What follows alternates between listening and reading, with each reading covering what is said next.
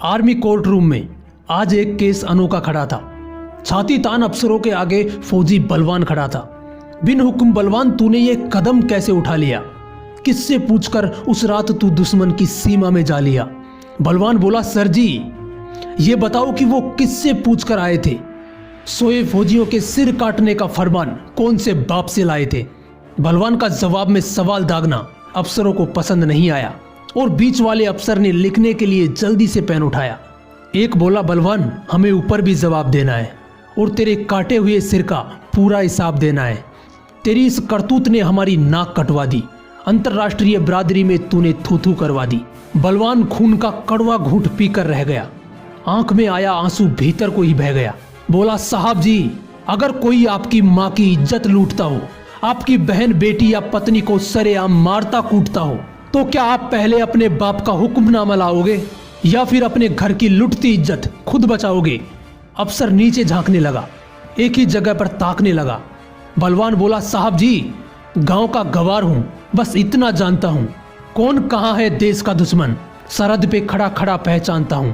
सीधा सा आदमी हूं साहब, मैं कोई आंधी नहीं हूं, थप्पड़ खाकर गाल आगे कर दूं, मैं वो गांधी नहीं हूं।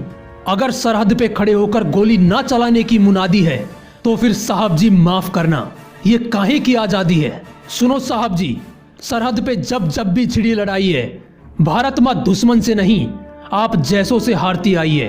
वोटों की राजनीति साहब जी लोकतंत्र का मैल है और भारतीय सेना इस राजनीति की रखेल है।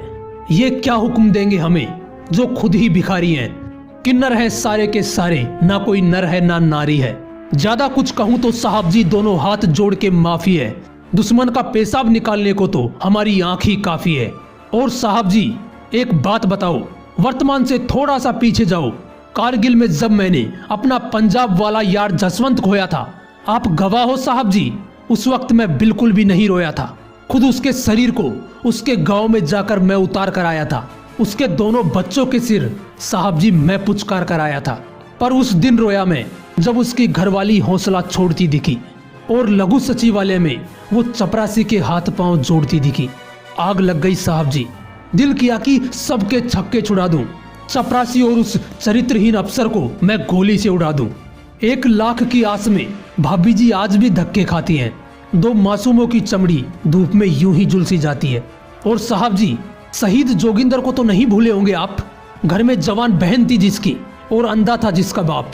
अब बाप हर रोज लड़की को कमरे में बंद करके आता है और स्टेशन पर 1 रुपए के लिए जोर से चिल्लाता है। पता नहीं कितने जोगिंदर जसवंत यूं अपनी जान गंवाते हैं और उनके परिजन मासूम बच्चे यूं दर दर की ठोकरें खाते हैं। भरे गले से तीसरा अफसर बोला, बात को और ज्यादा ना बढ़ाओ, उस रात क्या क्या हुआ बस यही अपनी सफाई में बताओ। भरी आंखों से हंसते हुए बलवान बोलने लगा। उसका हर बोल सबके कलेजों को छोड़ने लगा।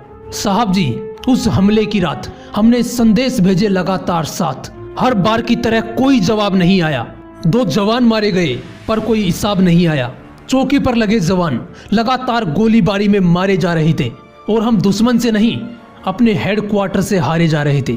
फिर दुश्मन के हाथ में कटार देख मेरा सिर चकरा गया। गुरमेल का कटा हुआ सिर जब दुश्मन के हाथ में आ गया, फेंक दिया ट्रांसमीटर मैंने और कुछ भी सूझ नहीं आई थी। बिना आदेश के पहली मर्तबा सर मैंने बंदूक उठाई थी। गुरमेल का सिर लिए दुश्मन रेखा पार कर गया। पीछे पीछे मैं भी अपने पांव उसकी धरती पर धर गया, पर वापिस हार का मुंह देख कर नहीं आया हूँ। वो 1 काट कर ले गए थे, मैं 2 काट कर लाया हूँ। इस बयान का कोर्ट में न जाने कैसा असर गया। पूरे ही कमरे में एक सन्नाटा सा पसर गया। पूरे का पूरा माहौल बस एक ही सवाल में खो रहा था कि कोर्ट मार्शल फौजी का था या पूरे देश का हो रहा था। जय हिंद, वंदे मातरम।